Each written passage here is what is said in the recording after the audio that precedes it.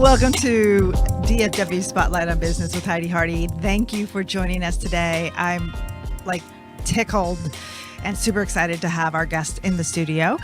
Scott Sherwin is here with me. Hello, Scott. Hello, Heidi. How are you? Good. This is, I'm not joking. She's joking. Too much fun. Scott and I have these really deep, awesome conversations about a lot of things, but mostly about sales and business, and it falls perfectly with what we're going to do today. So cool. Welcome, Scott. We always talk a little bit about why we're doing the show and who I am for those people who are just tuning in and maybe haven't watched the show before. So I'm Heidi Hardy. I have been a business development professional in some capacity for almost 2 decades. Been a long time. And I actually can remember the conversation when I was hired for my first sales job, and I was in health and wellness before then. But I just remember thinking that it all sounded so much fun and glamorous, and I could make money. I mean, there was all these thoughts going through my head as a business professional. What I found out over this time is that it is a lot of fun, but there's a lot of work behind it for sure, but there's some psychology behind it.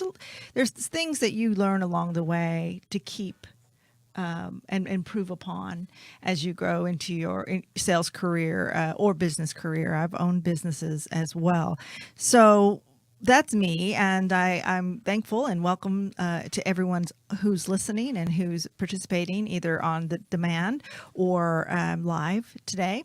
The other part of the show is that in Dallas-Fort Worth and the surrounding cities, we have a lot of business. I think statistically, maybe not just specifically DFW, but 79% of employers are small to medium-sized businesses in the United States. So there's a lot going on in our community that relates to these small to medium-sized businesses being successful. So part of this show is to help bring thought leaders, experts in their fields to these business leaders, even if they can't watch it, in full. Maybe they can click in and out or watch the on demand, but somehow find the kind of resources here locally that they can depend on and reach out to, or just watch the show. Sometimes that's all that's needed. So DFW Spotlight on Business is a very, hopefully a tool that people can use, but also helpful to me in getting to hear from my colleagues and some of the people that are in the community helping businesses. That's what you do.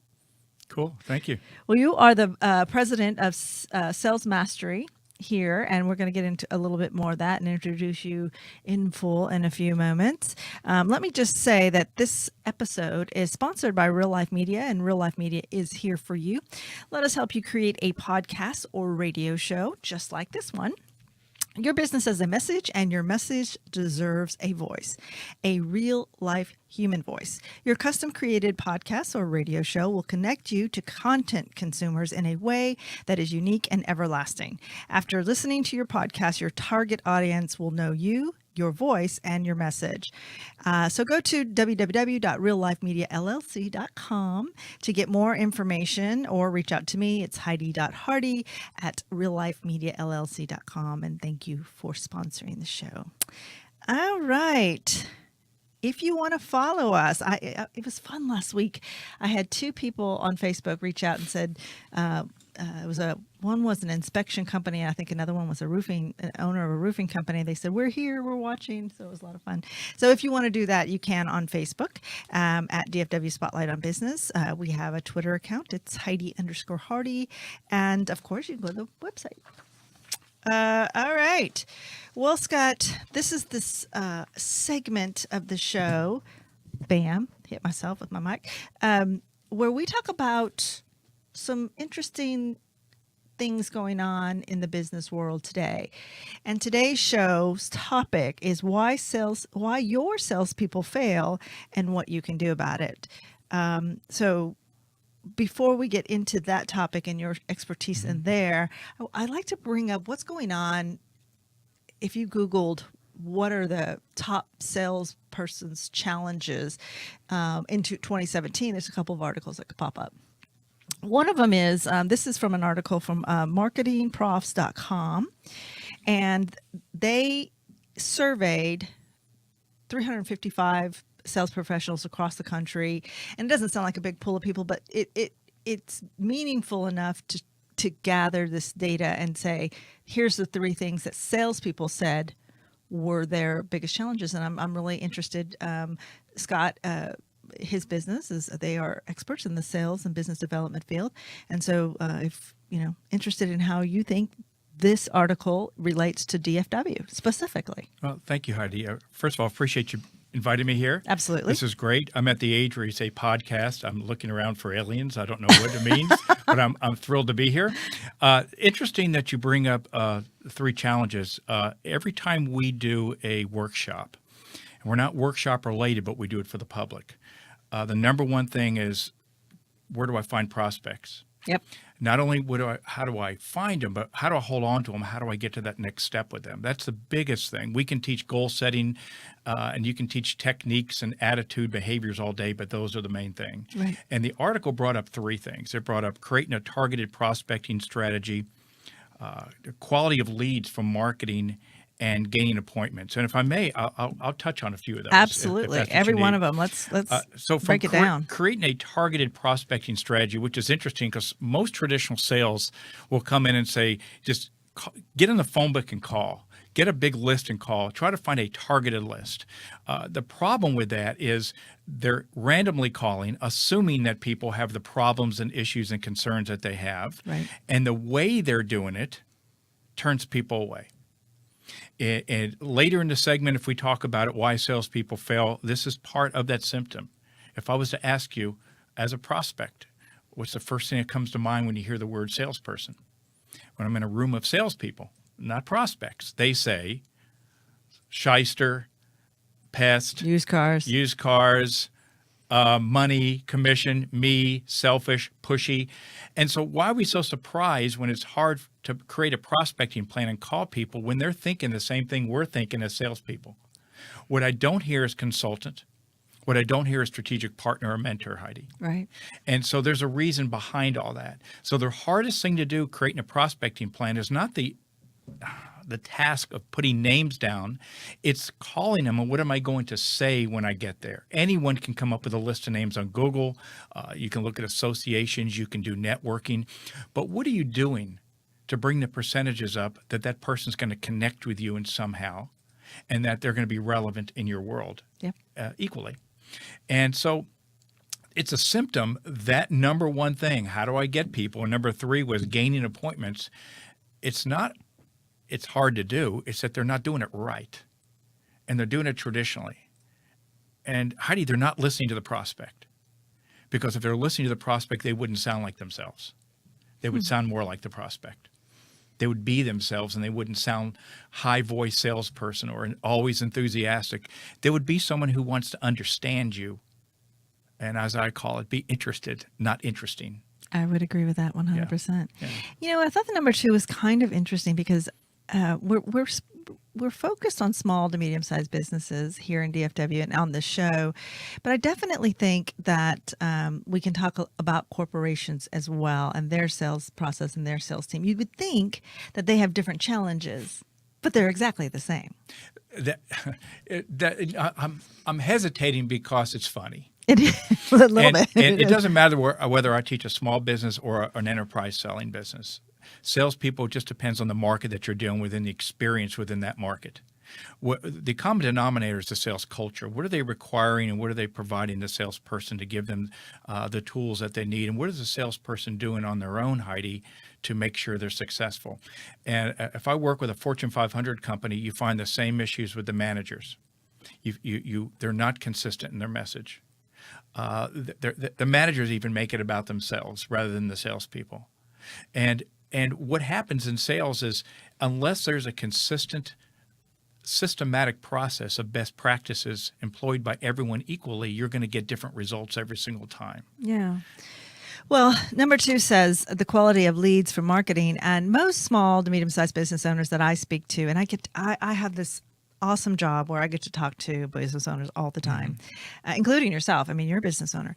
And that very few small to medium-sized businesses, and you could qualify that in dollars or individuals that are working for the business, but have the kind of budgets that they're actually producing marketing leads for their salespeople. Salespeople are supposed to be hunters for these size companies. And so in a situation where salespeople are given leads, they're saying in this survey that they're not getting very good leads. And I don't know how to address that. I've been given leads before, and I agree. Some of them, weren't very good. But what do you think that means from a salesperson's perspective? Well, it's interesting because, they're not getting the Glenn Ross leads, which are the ones that are gold, and you win a Cadillac if you sell, or you get steak knives, and second and third, you're fired, right? Right. What happens is we think every lead that comes in, people are interested. What happens is why do we get a lead? Are they targeted properly? Do we have the proper call to action that they're responding to? Are they responding because of a problem or because of something they want? And until we understand what type of leads we're getting in, we can't be surprised when they're not what we expect. That's true. And I'm not telling you that all companies don't know marketing. We struggle with it every day because there's something new coming up. That's true. I don't know if it's Snapchat or TwitFace. I don't know which one it is. But either way, you have to be aware. The problem with marketing is just one part of prospecting.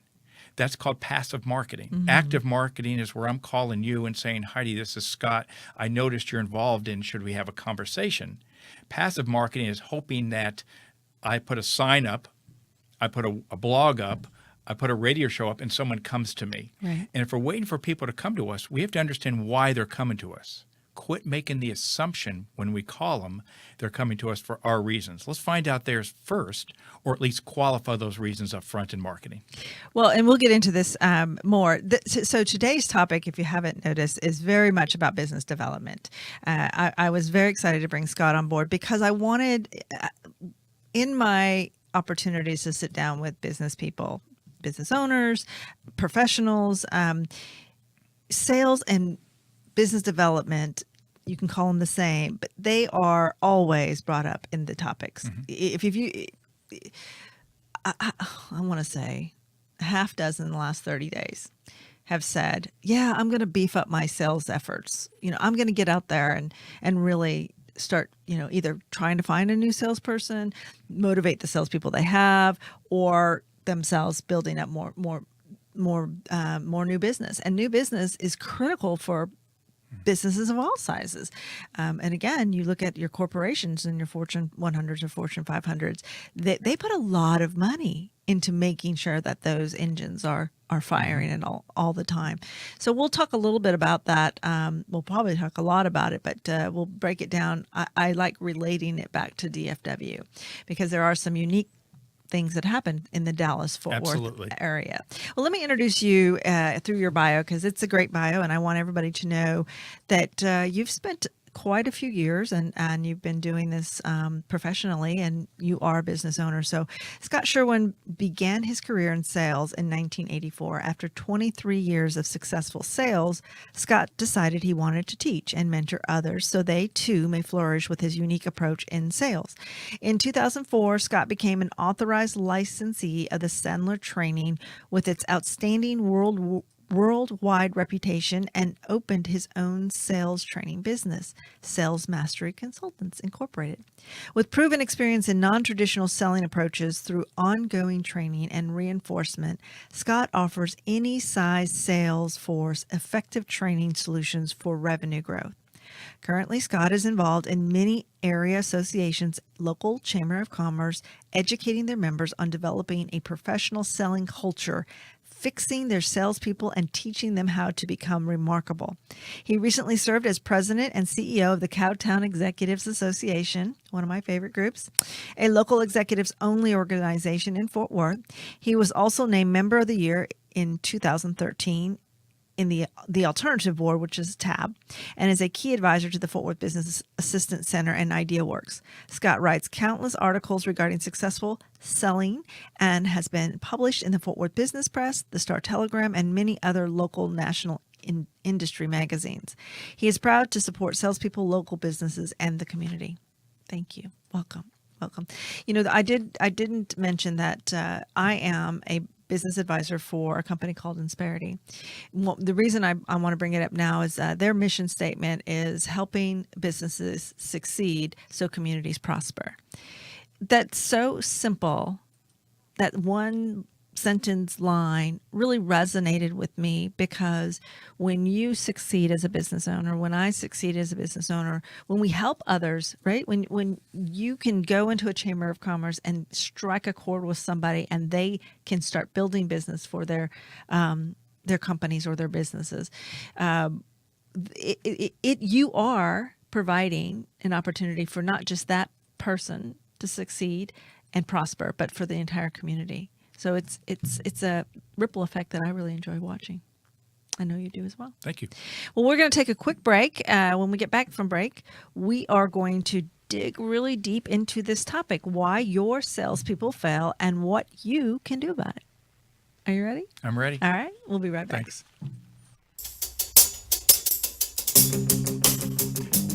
Welcome to today's Biz Moment, brought to you by Insperity, inspiring business performance. Today's topic, helping your employees reach their goals. And number one, give them the why. Ask yourself how each goal contributes to the organization and why specific goals are important in the bigger scheme of things.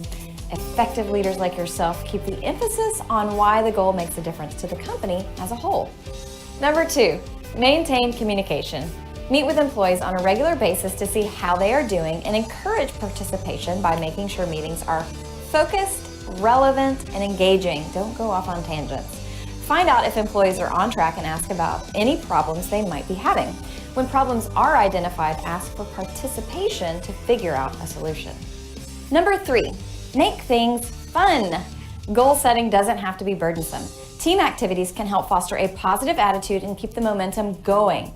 The use of illustrations, charts, and diagrams that show progress toward the goal creates a fun atmosphere that helps keep people focused and creates buy-in. Also, they're colorful. That's fun. Number four, break it into smaller pieces. Goals can fail if they seem overwhelming.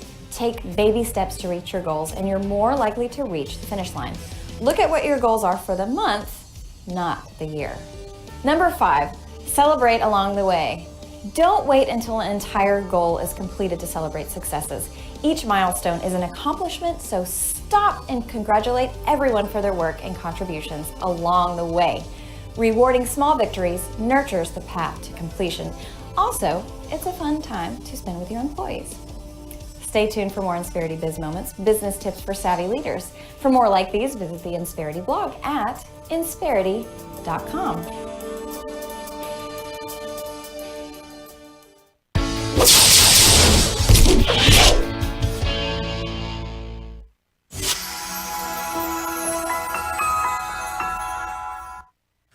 Welcome back. This is Heidi Hardy, and you're watching DFW Spotlight on Business. We are here in the studio with Scott Sherwin. Welcome back, Scott. Thank you. I had to hold him down. I'm You very ready? shy. Thank you. He's not shy at all. Scott and I, we've known each other for years. I mean, at least since 2009. Yeah. which is just it's been a It's like another world, isn't it? it does Yeah. it seems like a long time Yeah. ago, but it's been a lot of fun, and I've watched you, and I know you've watched me in my career, and it again, it's just part of a community that we've been sharing for many years. So I'm excited to sort of crack open this nut, why salespeople fail and what you can do about it. And tell me what, first of all, what does that phrase mean in your world, and then help us understand to answer the question, I think, what can you do about it? Well, let me back up a little bit. Okay. Generally, you're dealing with three types of salespeople in the world. And experience will say that we'll call the first one, for lack of a better word, winners.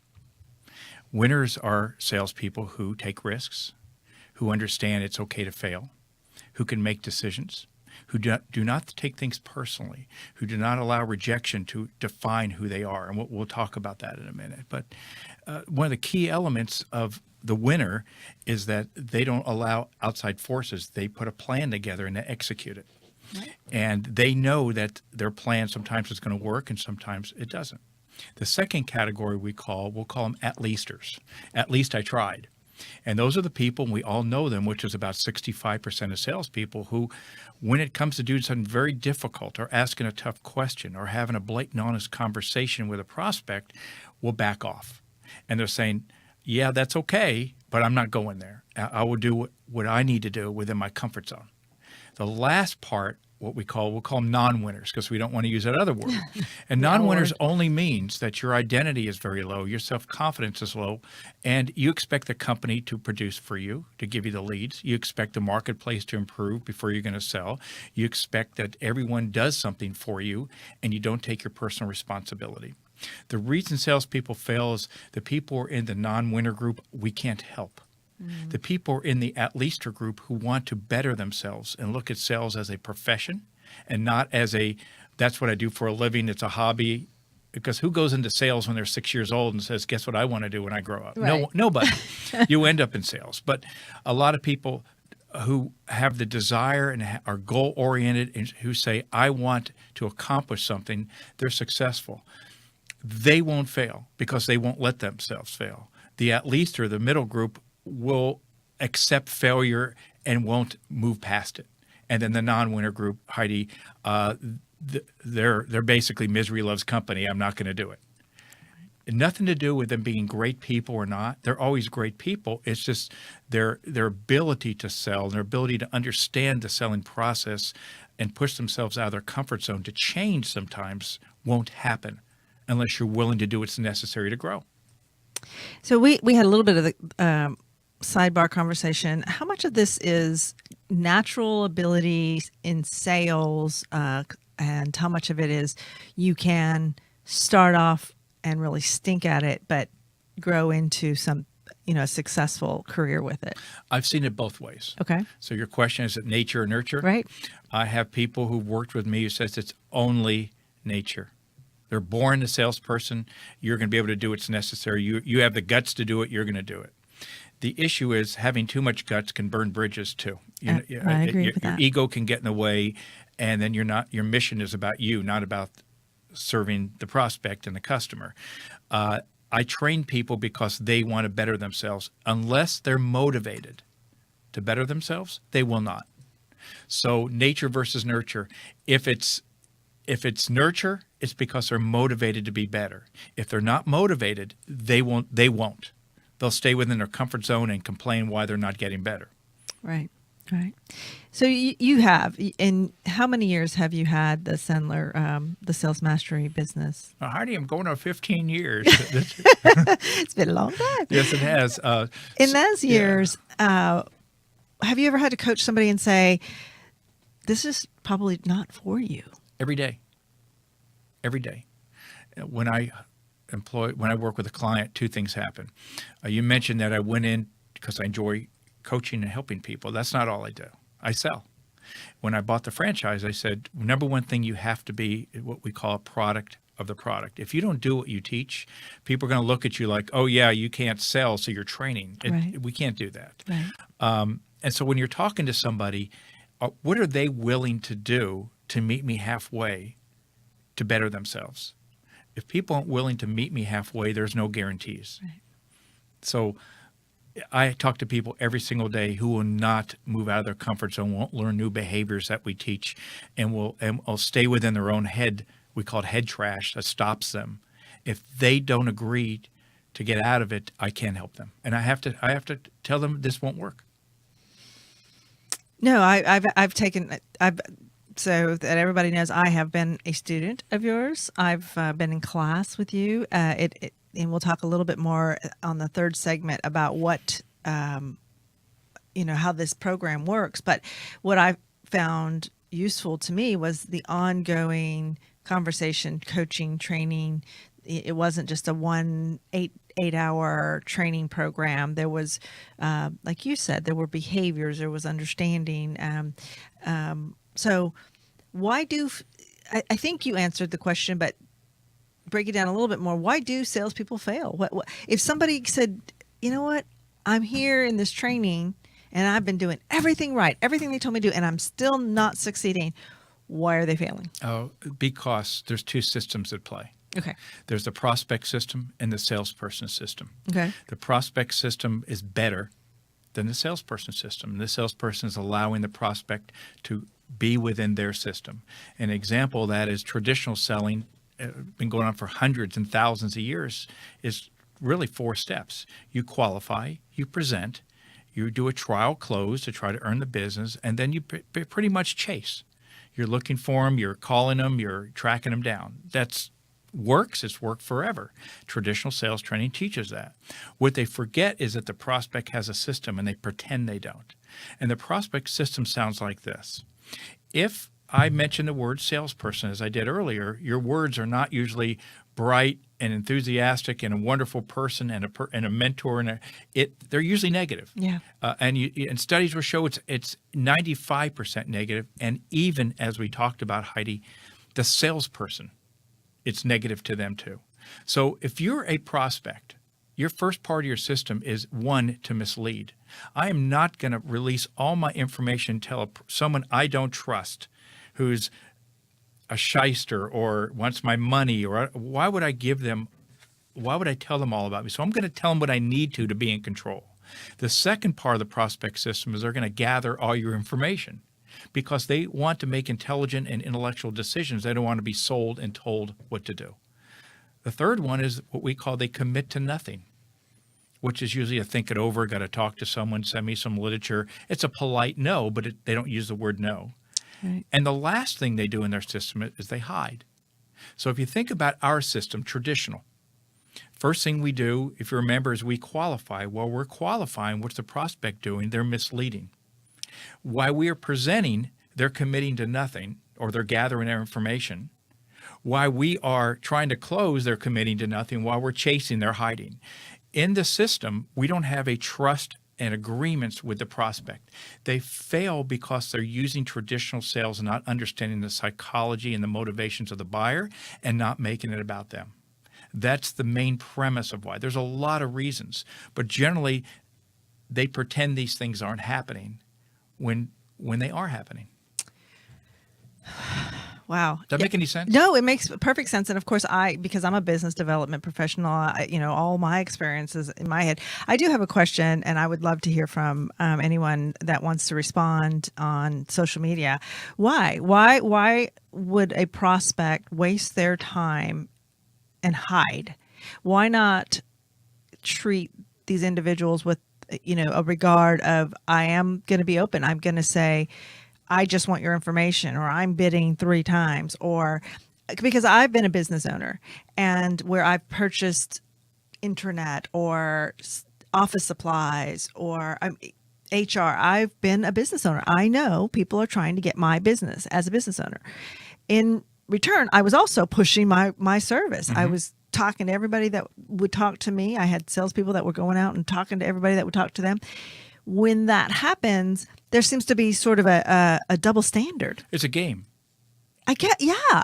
And I'm really a little flummoxed or confused by, why not? Why not just say, tell me what you do, if I can use your product and service, I would love to learn more. Why is it such a chase? I love it. And flummox is a new word for me, so thank you very much. I love that. I don't know if that's right, but that's okay. I'm going to use it in a sentence. And here's the reason. Okay. Sales people buy emotionally. Okay. They I buy that. they justify it intellectually. Mm-hmm. And what happens is we come across sales as an intellectual process, and we keep it intellectual. When we keep it intellectual and the prospect's intellectual, they're going to make decisions to defend themselves, Mm-hmm. to put themselves in control. What happens is we're not qualifying them for us. They're not qualifying us for them properly. When I engage a client and they don't have a need or a problem that I can fix. For example, how many people when they were young said, I can't wait to buy insurance and spend a lot of money on workers' compensation, on liability, on property and casualty. Nobody wants insurance. What happens if they don't get it? That's why people buy it, are the consequences. Traditional selling teaches features and benefits. Let me tell you what I can do great and what the benefit to you is. That's not about the prospect. That's about them. So they throw out their features and benefits, crossing their fingers, hoping something's going to stick. Hoping somebody needs that. Correct. So Okay. now that's intellectual. And then you go to them and say, you know what? That sounds great. Why don't you send me some literature on that? If I'm interested, I'm going to let you know. Well, what they're basically saying is, no, it's not currently on my radar and I don't care. But I'm not going to tell you no because I'm not rude. What I would say different is to say to them, I'm not sure what your issues are. People come to me because if it's air conditioning, they come to me because they're tired of people trying to upsell them on something they don't need. They're sick and tired of buying a cheap system and all of a sudden every year it's breaking down. Right. They're worried that their Freon in the middle of August breaks down and they're having to pay 10 times the amount they normally would. I don't want to pretend to understand your world, Mr. Prospect. How's that relevant to you? We've got to hit on problems, areas, concerns that are relevant to them. And if they're relevant to them, then we can have the conversation. People do not buy features and benefits. They buy the consequences of not having them, Heidi. And that's where traditional selling fails, is a prospect walking up to someone saying, I can do this for you. And they say, good for you. and the thing that drives me crazy, but it's fun now, is when you go to a networking group, and 9 out of 10 people say, I would love to do business with you. And I look at them and say, why is that important to me as a prospect? Exactly. Because it's never been about me. We have to be interested, not interesting. Right. The second thing we have to have is we have to have equal business stature. What happens normally? It's a child hoping a parent will buy. Mom, can I please drive the car? I'll do this and do this and do this. And if you just let me talk to you, I can talk you into it, hoping the prospect, who's the parent, makes a decision for the child. That's not equal business stature. Equal business stature is saying, would it make sense to have a conversation to talk about that? Not sure I can help you yet. Equal business stature says, you know what? I may not be a fit for you, but would it make sense to have that conversation? We both can figure it out. You may not be a good fit for me. Can we qualify each other? Now it's not only intellectual. You're having an adult conversation. They're not playing their game of hide and seek. They're not gathering your information, committing to nothing. What you're doing is you're having an honest conversation. Yeah. And traditional selling teaches keep getting the no, you'll eventually get a yes. No. You're going to get a yes or a no based on your agreement with the prospect and what's right for them. Well, I'm going to back up for a second because it was really resonating with me when you were talking about this equal partnership. When you're talking, there's there are some personality traits that go with that, and I know we could talk for hours, so we won't. Maybe this is another show, but as I matured in my career, I noticed some things. One is I would say thank you a lot, and it lowered the view of somebody with me. Now, I am really grateful for anyone who wants to spend time Of course. talking about their business. I think, and I'm glad when someone's grateful for my time because my time's expensive as well. So, but expressing it over and over again can be a problem. But on the opposite end, you said, well, you need to be an equal in the eyes of the buyer or the prospect. I've seen salespeople with almost a level of arrogance. Let me tell you what to do with your business. Let me tell you, that you're doing something wrong, and I know you are, because you're not saving all this wonderful money that I could save you.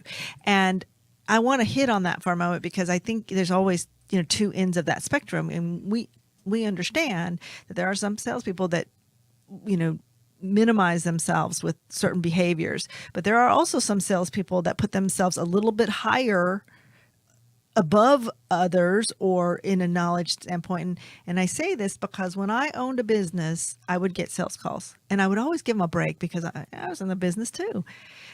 But I'd stop them about halfway through and say, you haven't asked me one question about my business. You don't even know my name. How in the world could you help me with my business from this call? And they would stop, and they were always very grateful. And we'd have this meaningful conversations after that.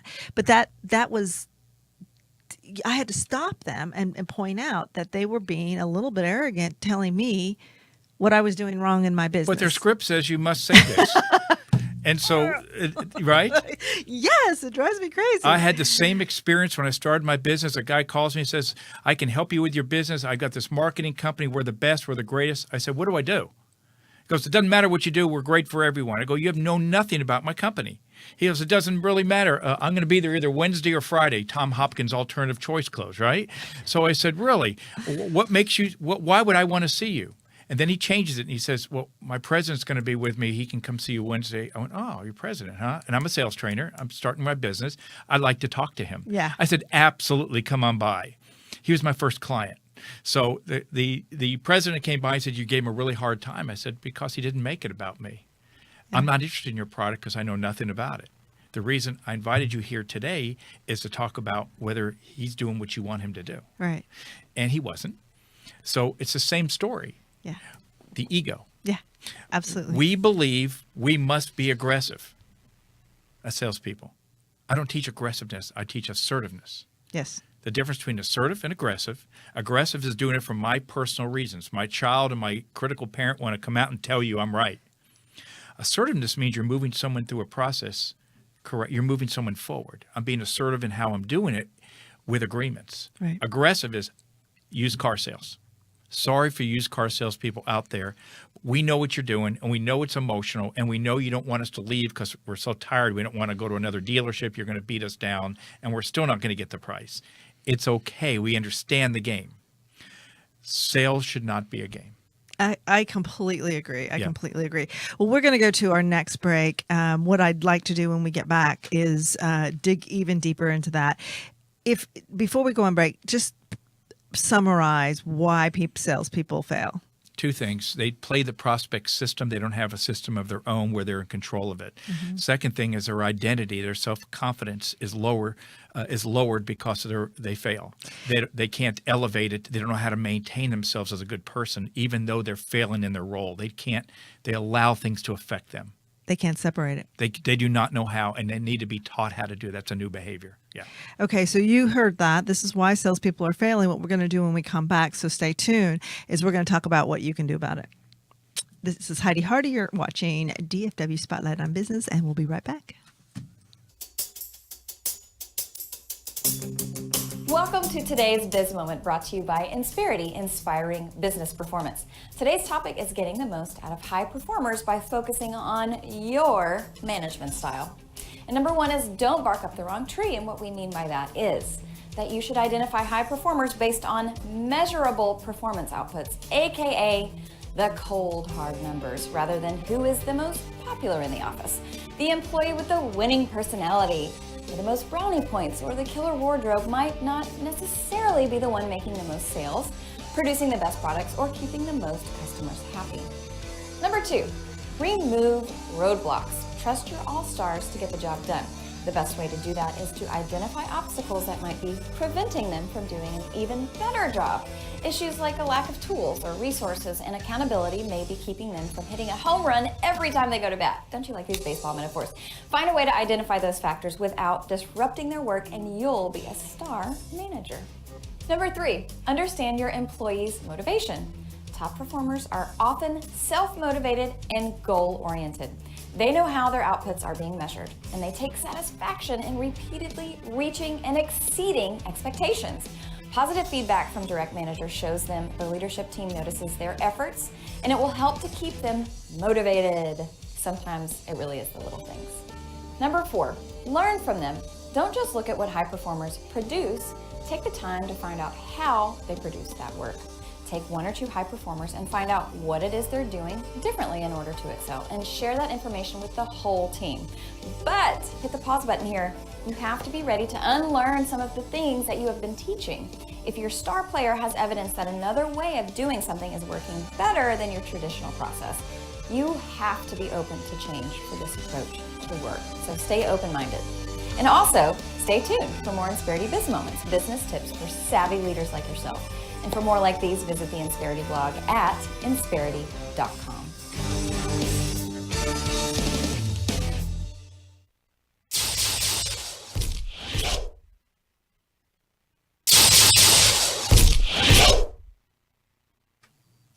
Hey, welcome back. This is Heidi Hardy, and you're watching DFW Spotlight on Business. It's been a great show so far. We've sort of kicked out the topic, which is why salespeople fail. That first question. I'm here with Scott Sherwin. Scott is the president of Sales Mastery Incorporated, and he is a new business development professional, sales training professional. One of the things I've always admired about you, Scott, is that you're fascinated with the human psychology behind sales, which there's tons of that going on. And I think if you can sort of wrap your head around that there is a psychology behind it, both the buyer and the seller, I think you're going to be, a little more understanding of what both sides are going through.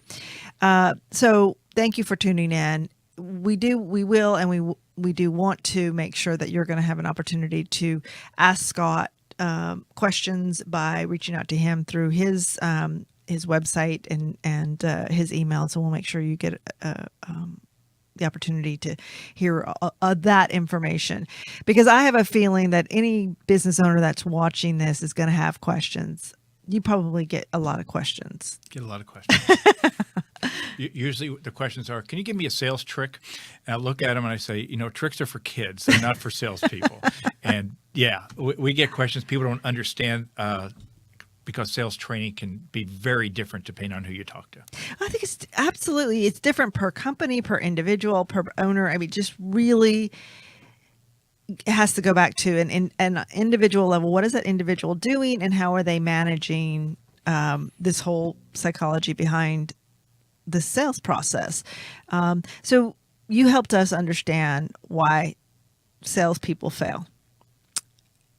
And we promised that we would say, okay, what can a business owner do about it? Now, before you answer that question, I do get the questions as well. I'm not a trainer like you, but I've been doing this for a while. And some of the questions have to do with quotas and compensation. And, I think the business owner is constantly questioning, are they doing it right or not? Great. Yeah. And so if we can bring that into it from the lens of a business owner, the last thing I want to add to this conversation, we've got some time now to sort of dig into this. There's a couple of books out there for sure that I've skimmed through. I haven't had the chance to read all the way through, but there's information that consumers are different today. Different in DFW, different period, nationally, globally.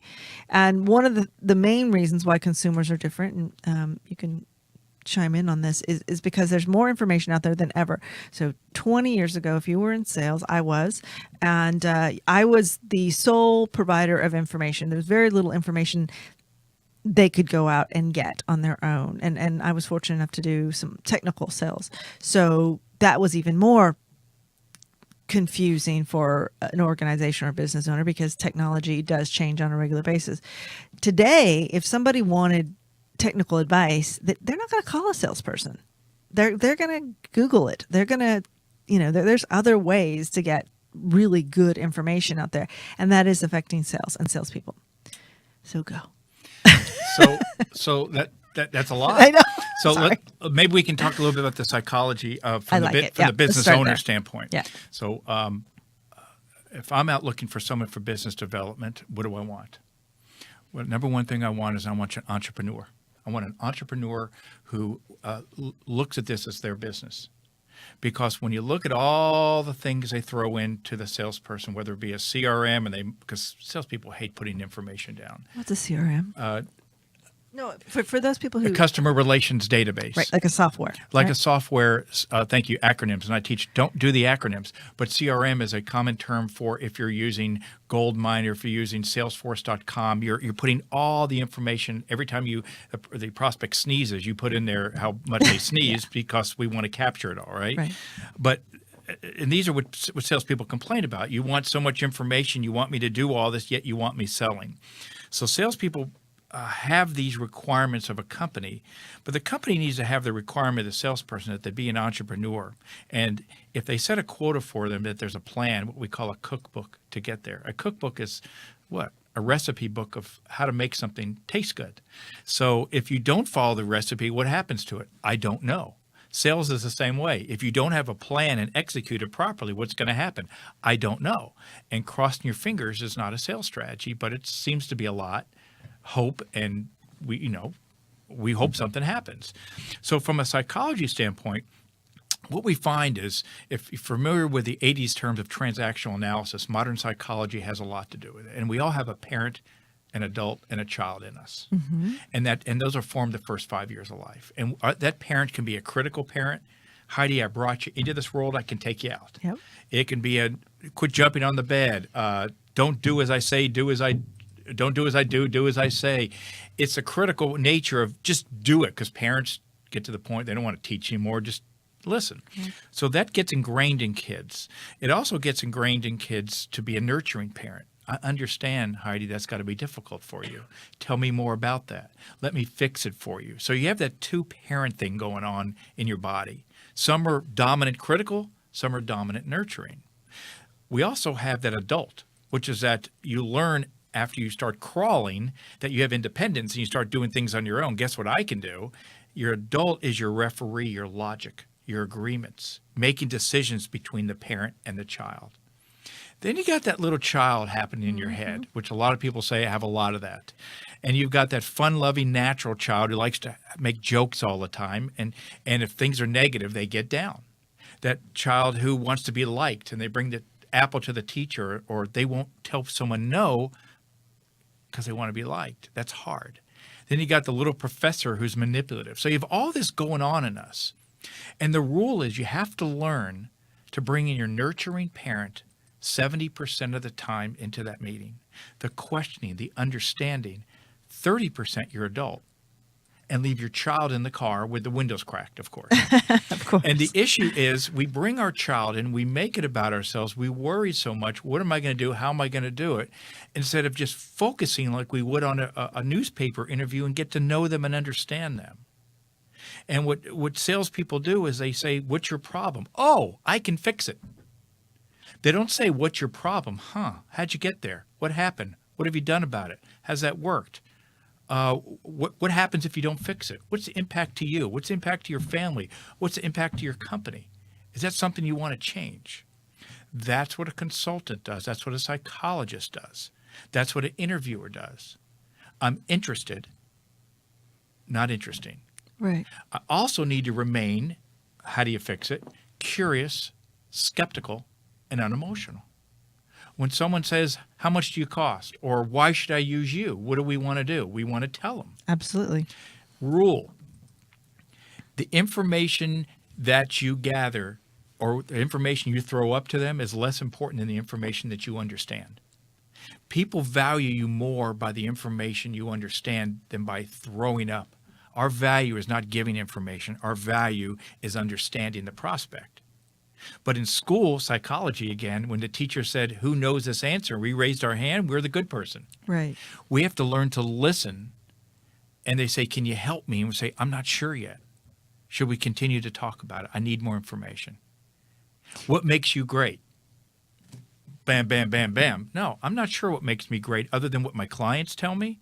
If you're using a sales trainer or using someone to do this, tell me about your experiences. So what can we do different? We can have a systematic way of doing it. which if you're interested, I could explain to you a way to do that. But it's more about the mindset going in. Do I, Heidi, have an attitude of possibilities, or do I have an attitude of limitations? And 90% of our thoughts are negative. How do you turn it into an outlook of possibilities when you're thinking, constantly beating ourselves up? At the break, I'm telling you, how'd I sound? Did I do okay? You're saying you're doing Which fine. Which is natural, especially on air. Did I talk too much? But this is natural stuff that goes through our head.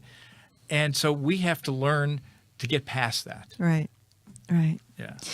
I love that part. And again, I've been Scott's student, and he's been a mentor and a coach to me for years. And I will tell you, when I first started taking classes with Scott, so many of those things were ding, ding, ding. You know, that's exactly what's going on in my head when I'm talking to people. Although I've had successful career and I've had many wins, I can see in some of the, and that's another thing about being in sales is no matter how many times you win, you got to win again. You could be, what have you done for me lately? Yeah, good for you. Next. Yeah. Where's my next sale? Where's my next lead? Of course. And that's the nature of being a salesperson. It's not for the faint heart, for sure. But you don't have a lot of time to pat yourself on the back. But there's always something to learn from both the wins and the losses. I don't even like the F word anymore. The fail. That 4-letter F word, fail, because it isn't. If I didn't successfully help somebody take on the services or product that I presented, there was definitely something to learn from that opportunity. And it sometimes isn't the right timing. Sometimes it's just not the right fit. And sometimes it's truly not the priority in the business owner or the decision maker's mind. So there's psychology on both sides. I really like the analogy of the child and the parent and the adult, because I think we bring that into our own personal lives as well. We do. And you can take it a step further, and you can look at, what do I do for someone to bond in rapport with me? There's a science to that. And if we knew the definition of intimacy, which I'm not going to go into or show pictures of, but if you look at two people in a park who are intimate, they look like each other, they sound like each other, they have the same body language, they have the same tone, they're connecting. Right. And so our job is to connect with a prospect in their world, and we need to learn to curb our ego and connect. And the way you do that is you learn through bonding rapport to make it about themselves. Understand what motivates them. Understand what their personality styles are. That was a funny sound. I can ignore it, but I'm gonna laugh anyway. So that was pretty cool. Like a space alien or something. I love That's it. okay. Yeah. Something inside me. Thank you. It's our inner child. But they're good. So what's interesting is there's a science to body and rapport, but the reason people fail is because they don't know how to make agreements. They hope that someone's going to call them back, and they trust it, and they say, call me in a week and a half, or they say, send me literature. What we teach is you must have adult agreements, what's going to happen next, a clear future. So all my students learn it's a no unless there's a clear future. You mentioned you hate to fail. What I'm telling you I don't like the word fail. Okay, so let's be realistic. We all fail. Yeah, absolutely. Every day, actually. Embrace something. We're human beings. And unless you embrace failure as a lesson learned, then you'll continue to do the same thing over and over again. You made a statement earlier. You said, okay, I'm going to do better this year. I'm going to work harder. At what? The same stuff? There's your definition of insanity. Right. And that's what happens. I've got to take people, change their belief system, change a different way of talking to them, teach them how to question and to listen, and teach them that only the prospect can close themselves.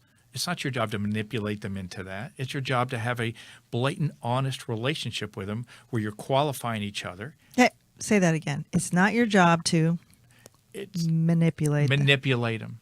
Thank you. I think that's such a strong statement, Scott. Our job, we have one job. Our job is to help them discover why our product or service may or may not help them. Yeah. That is only it. You go into a doctor, and you say, I have a headache, my leg hurts, my stomach hurts. Doctor looks at you and says, take these. What's that called?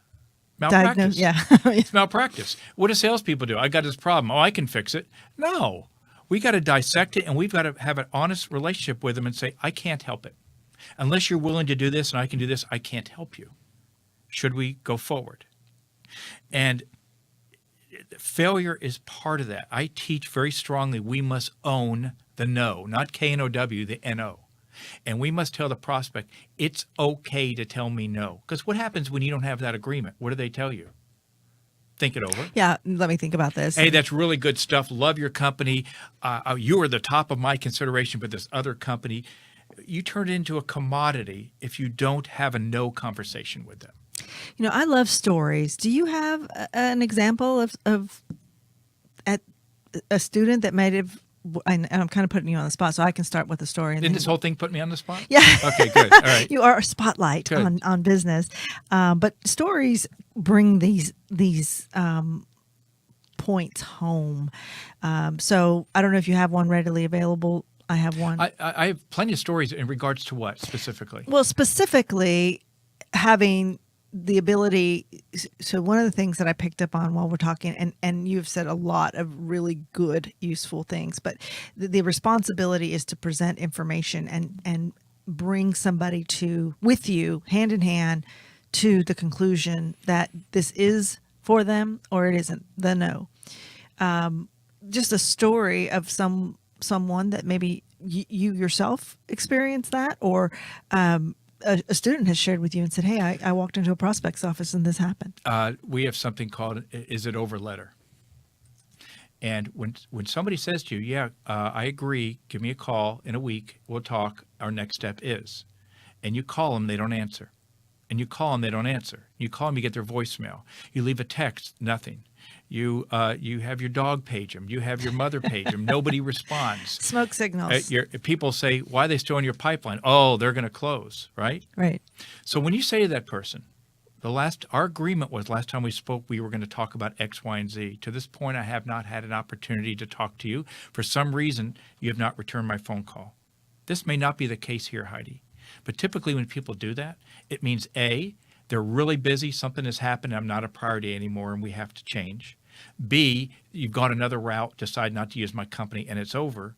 Or C, we just haven't scheduled the next step. Should I close the file and call it over, or should we get on the calendar for a next step? So what happens is you either have agreements with people or you don't. Prospects who say they're going to buy from you and who don't, there's reasons.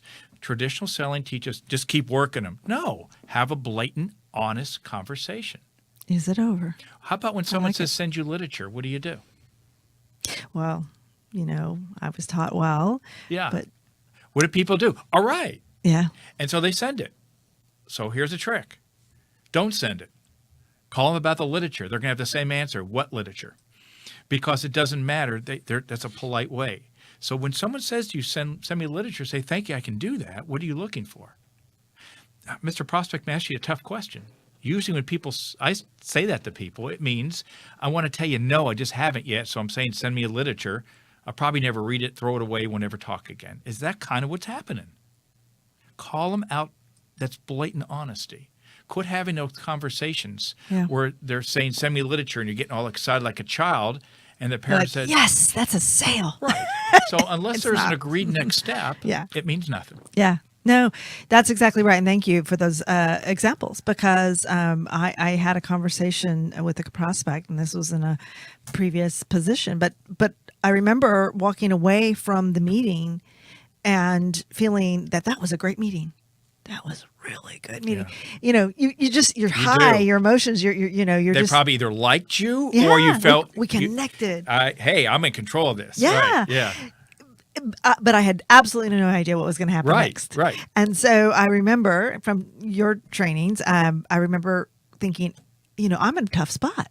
I gotta call them. I gotta call and just honestly ask, okay, where are we now?